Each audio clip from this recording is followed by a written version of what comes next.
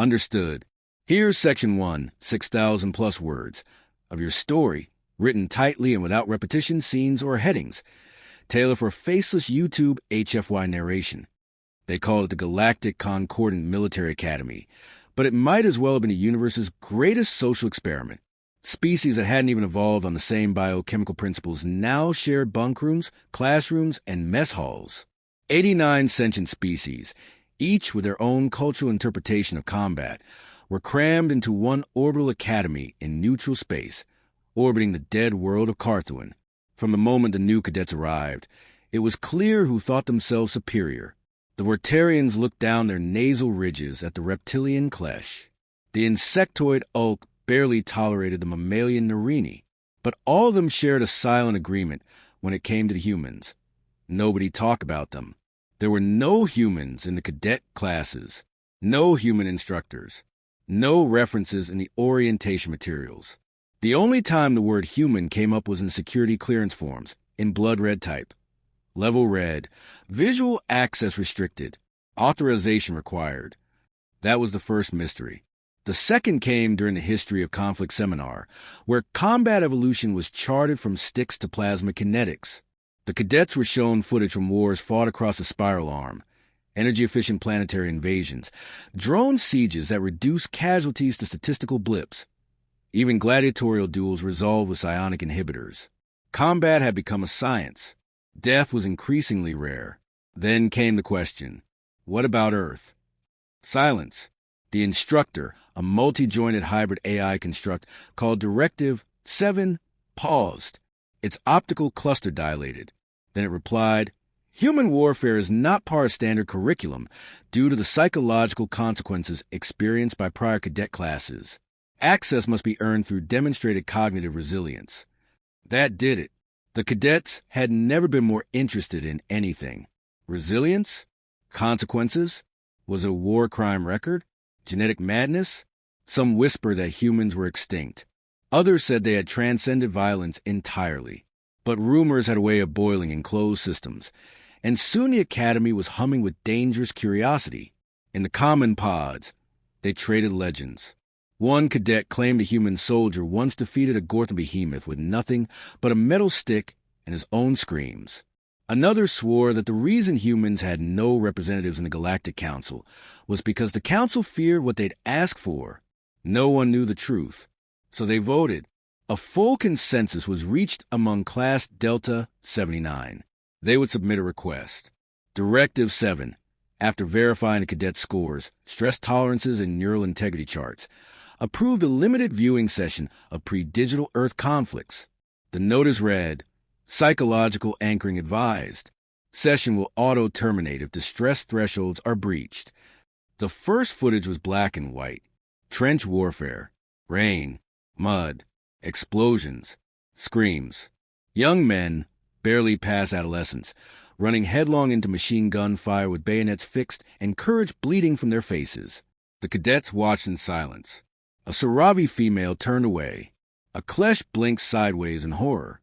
When the feathered Karik let out a low whistle and whispered, they had no energy weapons, no armor, no genetic enhancements.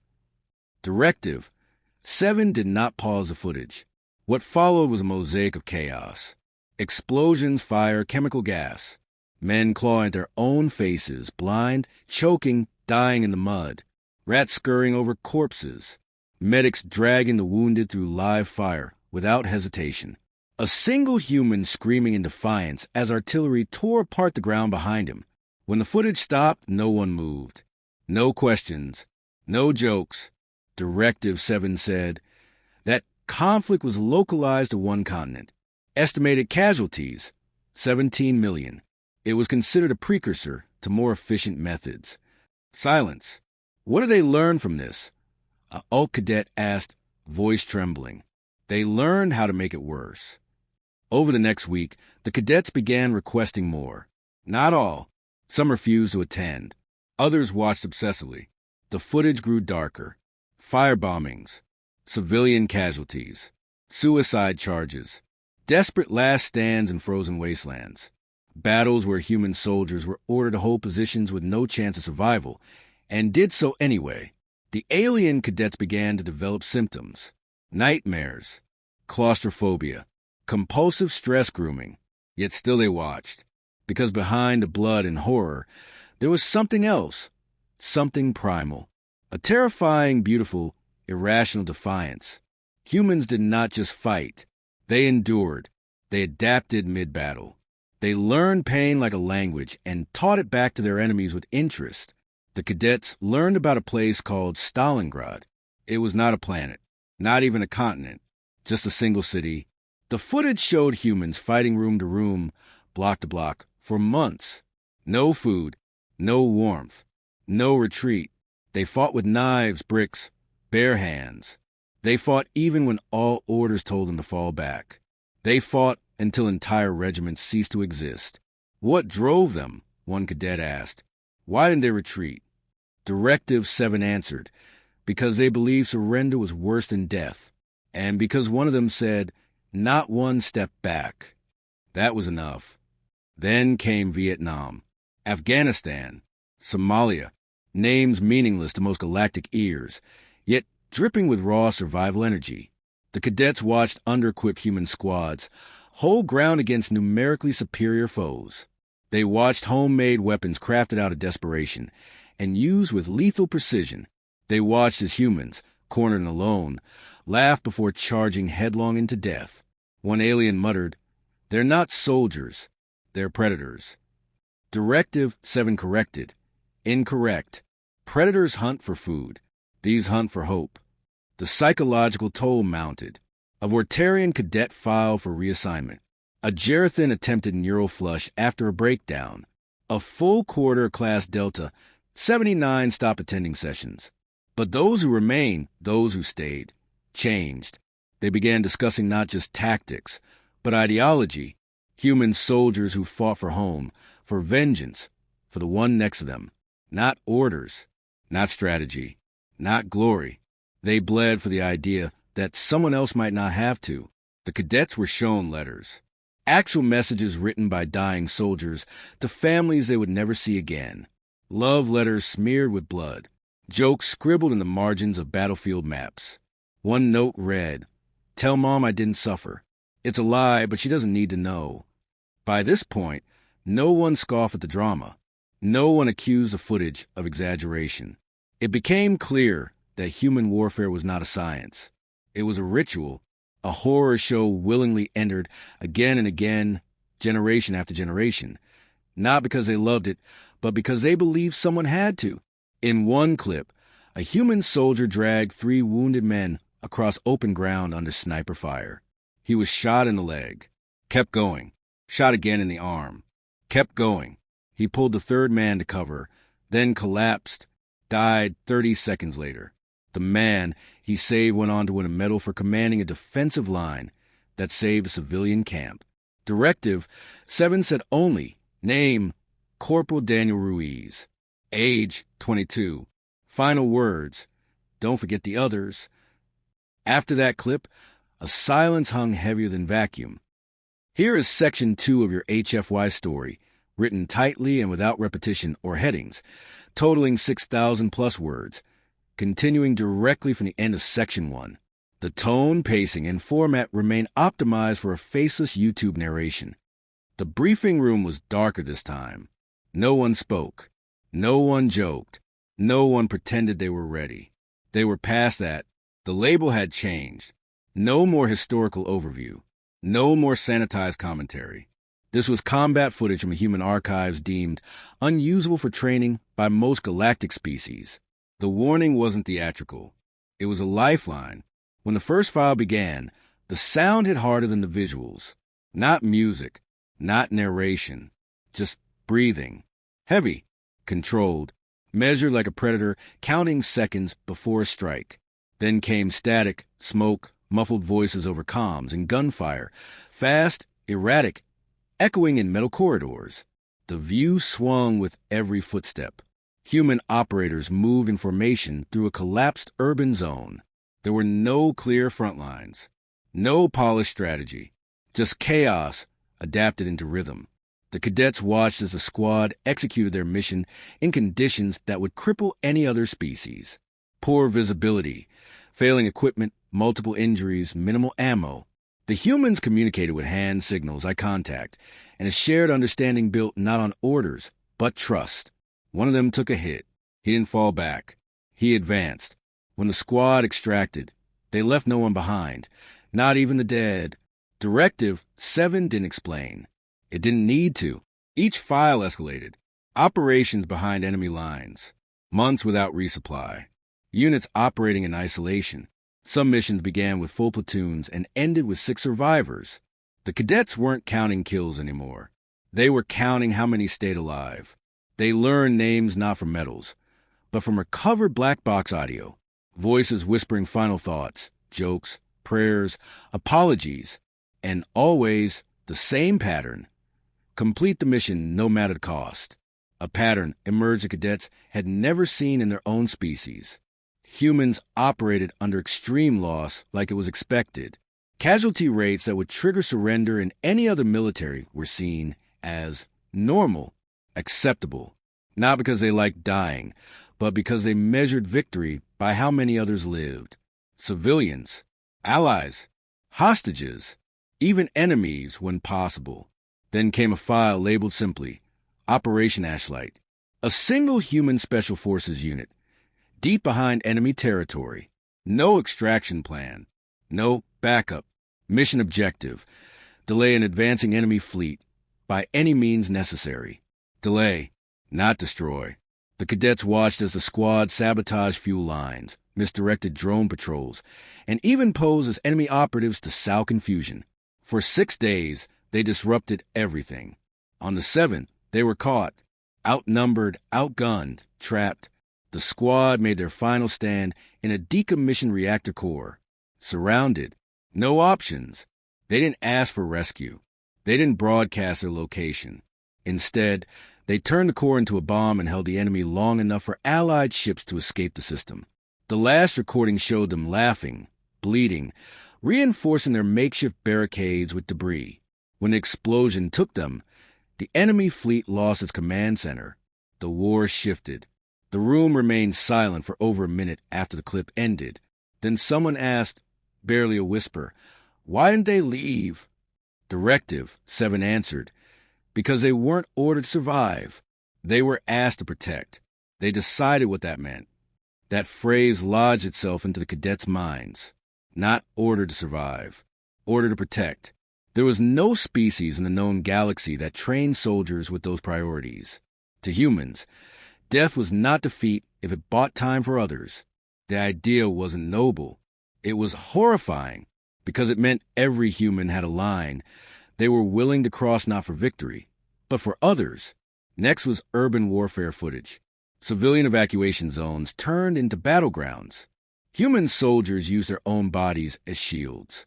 One operator covered a stairwell with a mounted weapon for 7 minutes, while his team evacuated a family of 10. He held a position under fire, surrounded, until the last civilian passed. His gun jammed 30 seconds later. He fought hand to hand. His body was found with 13 enemy corpses around him. They didn't play the audio. Then came war zones on hostile planets. Toxic air, zero visibility, freezing temperatures. The environmental conditions alone would have killed most species in hours. The humans stayed for weeks. They adapted gear, modified breathing masks, learned enemy behavior faster than intelligence predicted. They didn't just resist the environment. They turned it into a weapon. One clip showed a group of human engineers flooding a valley with freezing water to slow an enemy advance. The water froze within minutes. The enemy stalled. The humans advanced on foot through the ice, dragging portable heat lamps, and flanked the enemy while they were still slipping. Another showed a human sniper position in a tree canopy during a lightning storm. He used the thunderclaps to mask his shots. 60 enemy officers were killed in 6 hours. The shooter was never seen. Only found months later, starved, body fused to the branch. More than one cadet stopped attending. Those who remained began experiencing cognitive dissonance. Their entire understanding of warfare, of what a soldier was, what they could endure, what was worth dying for, crumbled under the weight of human precedent. There were no pattern-matching algorithms for what humans did. No predictive models. They weren't just unpredictable. They were illogical by design. They broke formation to save strangers. They ignored retreat orders to cover friends. They volunteered for impossible missions with nothing promised, but a slim chance others might survive. But what disturbed the cadets most wasn't the violence. It was the empathy. Humans showed it even when they didn't have to.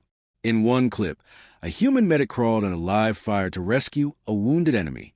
Not as a tactic, not as a spy, just because he couldn't let him die alone.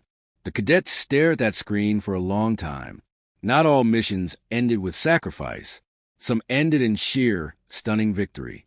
One archive showed a platoon of 40 humans outmaneuvering a force 10 times their size by exploiting terrain, weather patterns, and enemy psychology.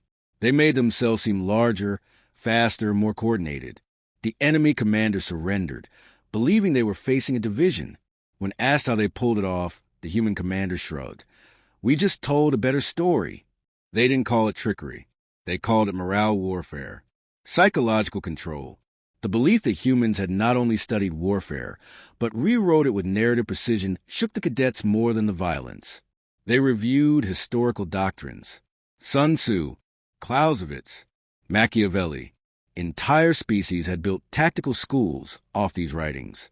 Yet none of them prepared you for what humanity became when logic failed, when the rules broke, when survival meant becoming more than soldier, when it meant becoming myth. Then came the mission footage from the Battle of Koresh 7, a full planetary invasion. Human units had been assigned support roles.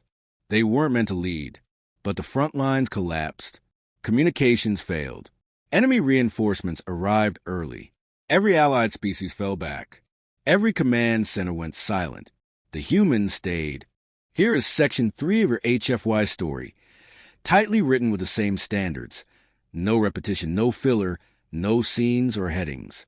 It completes the 18,000-word narrative arc with a final 6,000-plus word segment, optimized for a faceless YouTube narration. The after effects of the final archive session spread through the Academy like radiation, quiet, invisible, and profoundly altering. Not all cadets spoke of what they had seen. Some never returned to classes. Others, particularly the 12 who remained, began to behave differently. Training simulations shifted from theoretical strategies to practical endurance. Discussions about warfare stopped focusing on numbers and began focusing on responsibility. Something had changed, and everyone knew what the catalyst was. It didn't take long before questions were raised outside the cadet wing. The Galactic Council received a formal petition requesting an inquiry into psychological effects caused by exposure to unfiltered human military data. Multiple species requested emergency reviews of human behavioral protocols. Words like unfit, unstable, and dangerous made their way into the discourse. Some even proposed limiting human access to shared intelligence networks. The irony, of course, was that humans had never asked for access. They had never requested central command or dominance. In every campaign log in the archives, humanity had fought under someone else's flag, followed someone else's orders, and paid in blood for victories that benefited entire civilizations. But the price they paid left a mark that others could not bear to examine. The council held a closed-door review. Testimonies were collected, none from humans, only from those who had served beside them. Some were neutral, many were reverent. A few were traumatized beyond words. The report summarized that humans possessed an unparalleled capacity for conflict endurance, moral paradox tolerance, and psychological sacrifice, and that this made them both the most valuable and most volatile asset within any multi-species combat structure. The report was filed, sealed, buried in classified servers. But rumors have momentum. Cadets began to hear about units that had fought beside humans. They traded these stories like smuggled treasure. A battalion held a collapsing defensive line, thanks to a lone human officer who refused to retreat even after losing communication with command. Another mission survived an ambush because a human engineer detonated their transport to block the enemy, sacrificing themselves without hesitation. Entire academies changed their curricula to include indirect human strategy, without calling it that. Eventually, the topic returned to the original 12. All of them passed their resilience evaluations. Their instructors noted behavioral shifts, greater focus, lower fear response, heightened empathy under stress. Most instructors misunderstood it. They called it discipline. It wasn't. It was clarity. One of them, a Narini cadet named Alice, was selected to address the Assembly of Unified Cadets for the commencement cycle. She spoke for 13 minutes. In her speech, she made no direct mention of humans, but described what she had learned from those who bore the greatest burdens without expectation of thanks. She spoke of courage without reward, of sacrifice without recognition, of loyalty without condition, and she concluded with a warning. You may think strength lies in force. You may believe honor lies in victory. But I have seen a kind of power that makes both look like shadows. It bleeds quietly, dies anonymously, and leaves behind only the space for others to live. The council noted the speech. It was added to the archives. A few members recognized the reference. Most didn't. Sometime later, a confidential file was leaked. It contained recovered data from an abandoned battlefield on the edge of the Kranich expanse. A recon drone had discovered what appeared to be a final stand site. One crater, hundreds of corpses. Only one species left standing. Human footprints. Human shell casings. Human blood.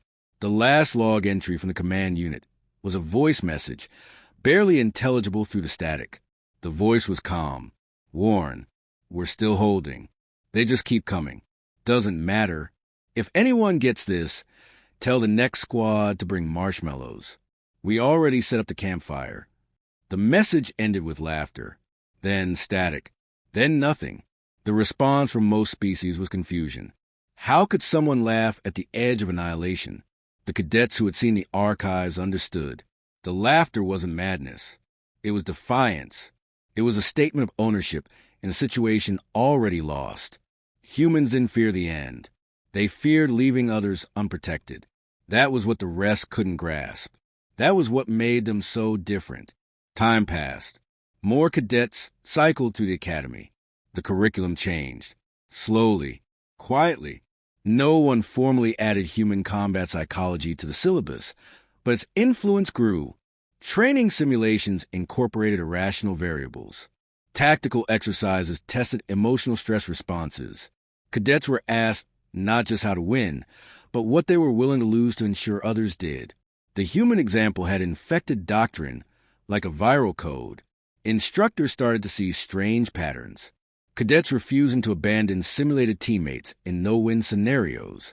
Others staying behind to hold off holographic enemies long enough for others to escape, knowing they'd failed a module for doing so. When questioned, they simply replied, "Someone had to." That phrase kept coming back. Someone had to. It became the unofficial motto of the Delta 79 survivors.